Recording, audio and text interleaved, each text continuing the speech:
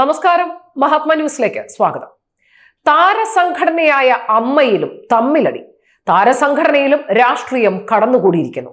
തെരഞ്ഞെടുപ്പിൽ ജനാധിപത്യം തകർത്തു എന്ന പരാതി. മലയാള സിനിമാ ലോകത്തെ താരങ്ങളുടെ സംഘടനയാണ് അമ്മ എന്ന പേരിൽ അറിയപ്പെടുന്നത്. സിനിമയിലെ ഏതാണ്ട് മിക്ക താരങ്ങളും ഈ സംഘടനയിൽ അംഗങ്ങളാണ്. 540ഓളം ചലച്ചിത്ര താരങ്ങളുടെ പങ്കാളിത്തം ഈ സംഘടനയിലുണ്ട്. താരസംഘടനയായ അമ്മയുടെ ഭരണസമിതിയിലേക്കുള്ള തെരഞ്ഞെടുപ്പ് നടന്നിരിക്കുന്നു. ഈ തെരഞ്ഞെടുപ്പിൽ വാശിയേറിയ മത്സരമാണ് ഉണ്ടായത്. പ്രസിഡന്റ് പദവിയിലേക്ക് സൂപ്പർ സ്റ്റാറായ മോഹൻലാൽ എതിരില്ലാതെ തെരഞ്ഞെടുക്കപ്പെട്ടിരിക്കുന്നു. ഭരണസമിതിയിലെ മറ്റ് സ്ഥാനങ്ങളിലേക്കാണ് തെരഞ്ഞെടുപ്പ് നടന്നത്. പതിവിന് വിപരീതമായി ഈ തെരഞ്ഞെടുപ്പിനെ പറ്റി വ്യാപകമായ പരാതികളും എതിർപ്പുകളും ഉയർന്നത് സംഘടനയ്ക്കുള്ളിൽ വിള്ളൽ ഉണ്ടാക്കാനുള്ള സാധ്യത തെളിയുന്നുണ്ട്. സിനിമാ താരങ്ങളുടെ സംഘടനയായ അമ്മയിൽ രാഷ്ട്രീയം കടന്നു കയറിയെന്നും തെരഞ്ഞെടുപ്പിൽ കഴിവും പ്രാപ്തിയുമുള്ളവരെ വിജയിപ്പിക്കുക എന്നതിന് പകരം രാഷ്ട്രീയമായി ചായ്വ് കാണിക്കുന്നവരെ പിന്തുണയ്ക്കുവാനും ജയിപ്പിക്കുവാനും ചിലർ അണിയറ നീക്കങ്ങൾ നടത്തി എന്നുമുള്ള പരാതിയാണ് ഉയർന്നിരിക്കുന്നത്. താരസംഘടനയിൽ അംഗങ്ങളായിട്ടുള്ളവരിൽ മുൻനിര താരങ്ങൾ ഒഴിച്ചാൽ ബാക്കിയുള്ളവരെല്ലാം രാഷ്ട്രീയ താല്പര്യത്തോടെ കൂടി പ്രവർത്തിക്കുന്നു എന്ന പരാതിയാണ് ഉണ്ടായിട്ടുള്ളത്.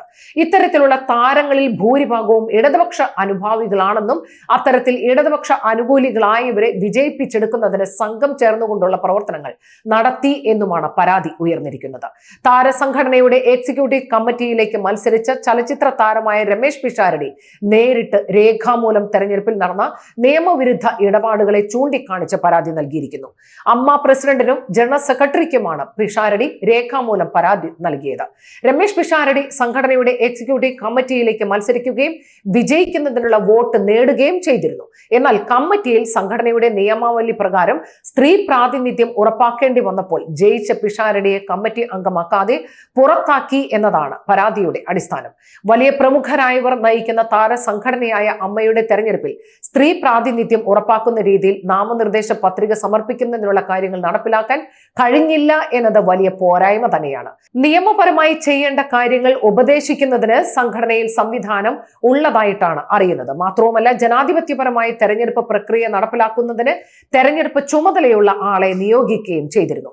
ഇതൊക്കെ ഉണ്ടായിട്ടും വോട്ടെടുപ്പിൽ ജയിക്കാനുള്ള വോട്ട് നേടിയ പിഷാരടിയെ എന്തുകൊണ്ട് കമ്മിറ്റിയിൽ ഉൾപ്പെടുത്താതെ പുറത്താക്കി എന്ന ചോദ്യമാണ് ഔദ്യോഗിക പക്ഷത്തിന് നേരെ വിമത വിഭാഗം ഉയർത്തിക്കൊണ്ടിരിക്കുന്നത്.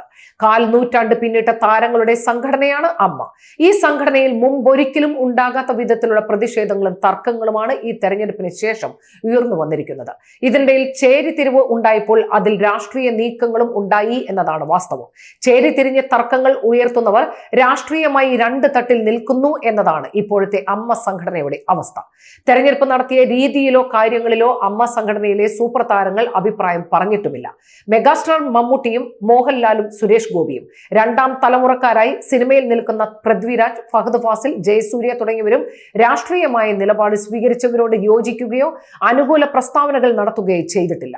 ഇപ്പോൾ രമേശ് പിഷാരടിയുടെ പുറത്തു വന്നിരിക്കുന്ന പ്രതിഷേധ സ്വരങ്ങൾ അവസാനിപ്പിക്കാൻ മമ്മൂട്ടി തന്നെ ഇടപെടൽ നടത്തും എന്നാണ് ഒടുവിൽ പുറത്തുവരുന്ന വാർത്തകൾ. നന്ദി, നമസ്കാരം.